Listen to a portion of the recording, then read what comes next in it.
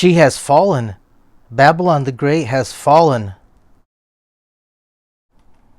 Are we able to distinguish between the truth and false religion? Babylon the Great is recognized as the world empire of false religion. Pay more than the usual attention. Hebrews 2:2 says, Proverbs 2:11 says, use your thinking ability and it will protect you from the person speaking untruth. Did false worship end after the exodus of Egypt? 3 gods in the Old Testament made God do something he had never done before, not send a plague, not a flood, not fire from heaven. He left. These 3 gods didn't attack Israel from the outside. They infiltrated from within. One turned worship into a business transaction. One gave God a wife he never asked for. Archaeologists found the proof. And one required parents to burn their children alive while drums drowned out the screams. This is the story of Baal, Moloch, and Asherah, the 3 gods that made God abandon his own people. And by the end, you will never look at the story of the Israelites the same way again. When Joshua led Israel across the Jordan around 1400 BC, they entered a world they had never lived in. For 40 years in the wilderness, every need was met by God directly. Manna every morning, water from rock, clothes that did not wear out. Not one of them had ever planted a seed and waited for rain. Then they crossed into Canaan, and the manna stopped. The day after they ate from the land, it ceased. For the first time in a generation, Israel faced a question that would define everything that followed. What if the rains don't come? There is one detail about Canaan's religious system that almost nobody talks about, and it explains everything.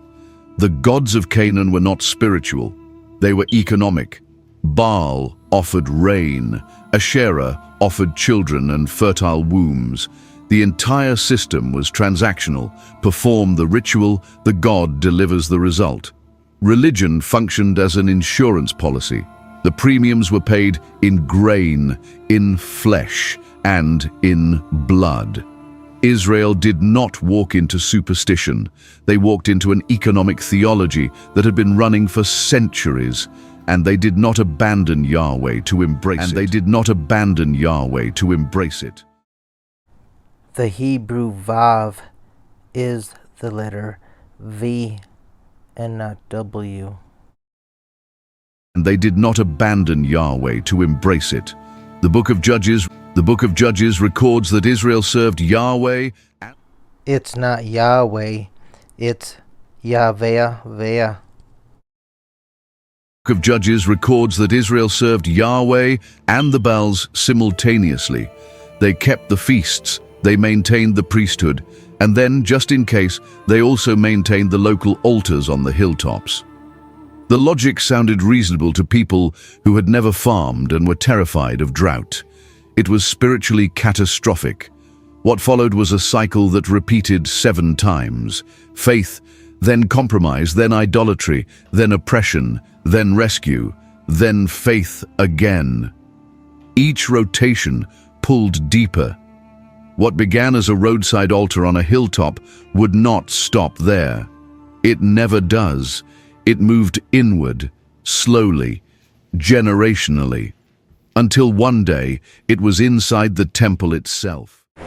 Jeremiah 23:27. Jeremiah says, they intend to change my name just like their fathers did with regards to worshiping Baal. It was inside the temple itself. The first God is the one the Bible mentions by name more than any other foreign deity, over 90 times across the Hebrew Scriptures. His name means simply Lord or Master, and in the world of ancient Canaan, that title belonged to the storm. Baal, 90 times across the Hebrew Scriptures. His name means simply Lord or Master. And in the world of ancient Canaan, that title belonged to the storm, Baal. If we are to be Christ-like, we should refer to God as Father and not Master, because Master is reference to the Lord or Baal. Specifically, Baal-Hadad was the rider of clouds, the commander of lightning, the god who split the sky open and sent the rain that made everything grow. In an agricultural economy where a single failed rainy season could mean mass starvation, Baal was not a religious curiosity. He was an economic system. Worshipping Baal was the ancient prosperity gospel. Perform the right rituals, maintain the right shrines, and the rain will come. Worshipping Baal is short for Baal-zebub, which is also Satan the devil. Your crops will produce, your family will eat. For centuries, this system operated at the folk level. Small shrines, local priests, hilltop altars scattered across the countryside. Troubling, persistent, condemned repeatedly by the prophets. But then, in 874 BC, something changed. And it changed everything. King Ahab of Israel married Jezebel, daughter of the king of Sidon. This was not a political alliance that happened to include a religious complication. This was a religious revolution that used a political marriage as its vehicle. Jezebel arrived not as a queen quietly maintaining her private faith. She arrived as a missionary. She brought with her 450 prophets of Baal and 400 prophets of Asherah, all of them funded directly from the royal treasury. She commissioned the construction of a temple to Baal in Samaria, the capital city, and she began the systematic execution of Yahweh's prophets. For the first time, as long as the Hebrew tribe retained the name Israel, they continued to have false worship and influenced by Baal, because they never remembered that Yah is the beginning. In Israel's history, Baal worship was not a local folk practice tolerated on the margins. It was government policy. It had state funding, royal protection, and an institutional clergy. The playing field had not tilted, it had inverted. Into this moment stepped one man, a prophet from Tishbe in Gilead, a man about whom the text offers almost no background, no genealogy, no origin story, no title. The name Elijah has 3 syllables.